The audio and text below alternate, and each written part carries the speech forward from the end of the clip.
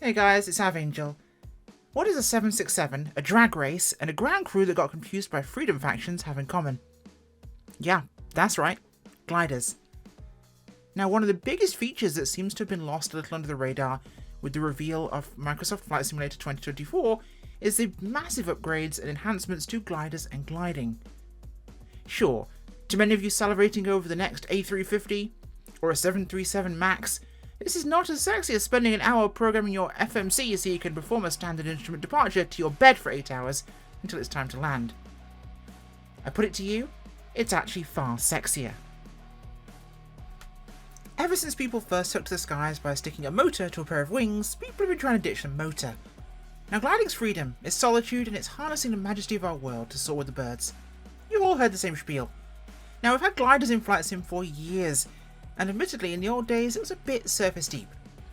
Well, the world is changing with Microsoft Flight Simulator 2024, and that world is ripe for gliding. Now, with more advanced thermals, air movement, weather, and of course turbulence modelling, this world is perfect for harnessing that environment. But hey, why bother when you can set the autopilot and go relax with your favourite TV show for a few hours? Honestly, the experience. There is nothing like this in the sim. I can fly any powered aircraft in this sim and enjoy it, but there is nothing quite like taking a glider up and just being alone. It's quiet, you hear the wind, it is truly a relaxing experience. Want a bigger reason? It'll make you a better pilot. Learning to fly by energy, not by the speed, is a massive, massive skill set. One that only gliding can teach you, in real life and in the sim. Now, one of the biggest things that the guys from Microsoft and Asobo told us at the preview event was Jörg Neumann specifically, he was a glider pilot as a kid. So this has always been something very close to his heart. Now, there's never been a database of glider ports or glider equipment because it's all very local. It's all very small community. What did they do? They reached out to these local communities all around the world, asking what gliders they used, what winches they used, how they looked. Because a lot of this stuff is made in situ and made by themselves at their own field to do the job. What do we have? We have custom winches based on real examples. We have the custom trailers, the gliders themselves, and more than ever, custom glider ports all around the world. And as you can see from the map, there are now glider ports, dedicated specific glider ports based on the real thing all around the world. North and South America, Australia, Africa, and Europe, of course, being the biggest density of gliding, reflects exactly that. So what's really changing in MSFS 2024 regarding gliding? That involves diving into the core system updates. That includes how flight models now work and how those dynamics interact with the world, computational fluid dynamics, allowing for highly accurate virtual wind tunnel simulations, and this really gives us a very realistic glider behaviour. Now, it gives us more refined control, it gives us more interesting weather simulations to improve with that, and new terrain means the airflow simulation will behave in a far more realistic manner. Our thermals are more realistic, our topographic lift is far more realistic, and suddenly we have a very, very dynamic world that we can soar in. So what's new in terms of tech?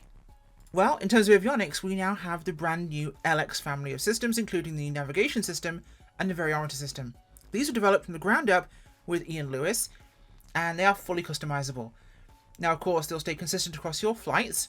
Now, whether you're a beginner or an experienced pilot, you can have different displays showing data in different positions, thermal tracking, airspeeds, altitudes, waypoint data, task distances, and of course, now you can set your units of measurement, tow plane spawning, glider support for this sort of thing, multiplayer towing, of course, and this is all built on the reliable backbone of Working Title's navigation system and their flight plan system, meaning you can assign those now common glider tasks.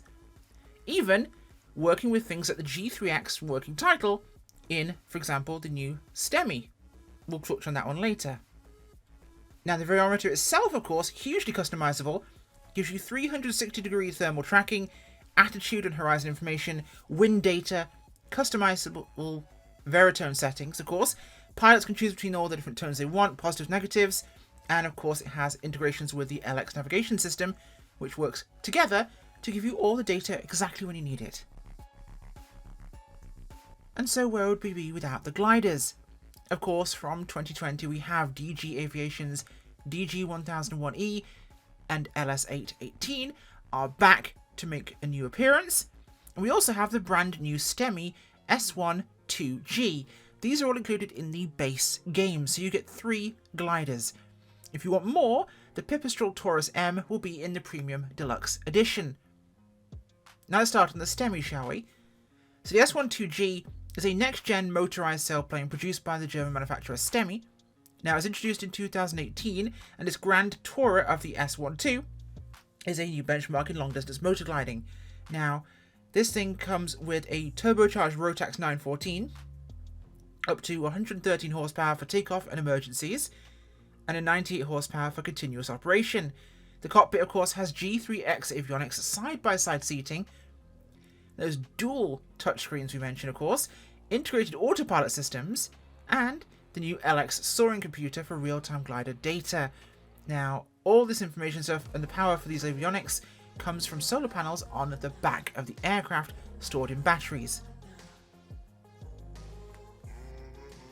Now, both of the DG Aviation gliders that were in 2020 are being updated with new LX soaring computers, so you'll have the latest same tech in those gliders as you will have in the brand new ones.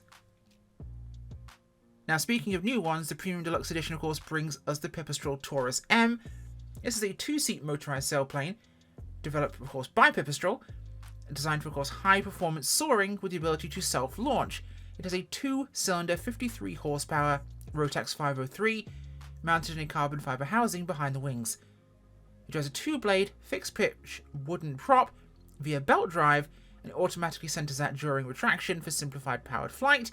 It's equipped with 2 rechargeable batteries, one for the engine starter, and one for all avionics and electronics, and its onboard generator charges those during flight.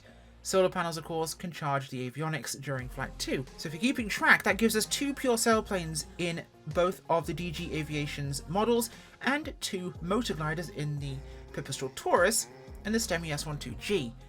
Plenty of options for absolutely everybody, no matter what you're into in terms of gliding and sailplaning.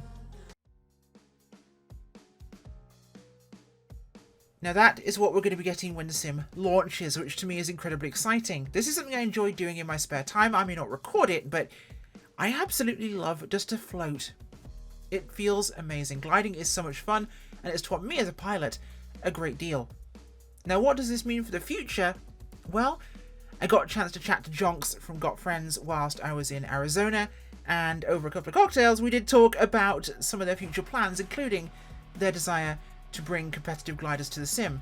Aircraft like an improved AS-33ME will soon be hitting the world as a Got Friends exclusive post-release, or thereabouts, of course. Now, I'm going to interrupt what I'm talking about here to quickly hit on this right here in this clip I have from Asobo. When you're landing off airport in a glider, which will happen to you as a glider pilot, picking the right kind of field is going to be very important now. Look at this one. Ploughed farm field. Going to be furrows, going to be a crop on there.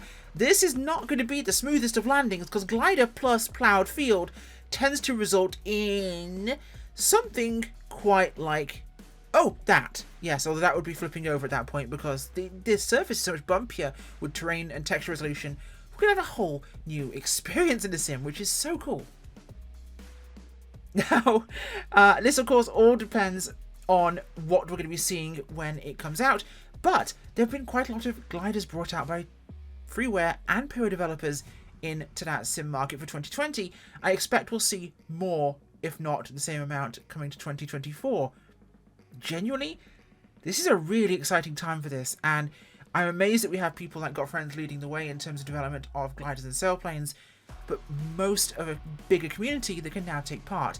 Clearly, people like Jörg Neumann, a glider pilot himself, and the guys at Asobo are passionate fans of this kind of aviation, because to them, it is just as important as the helicopters, the bush planes, the aerobatics planes, the warbirds, the GA, and the airliners.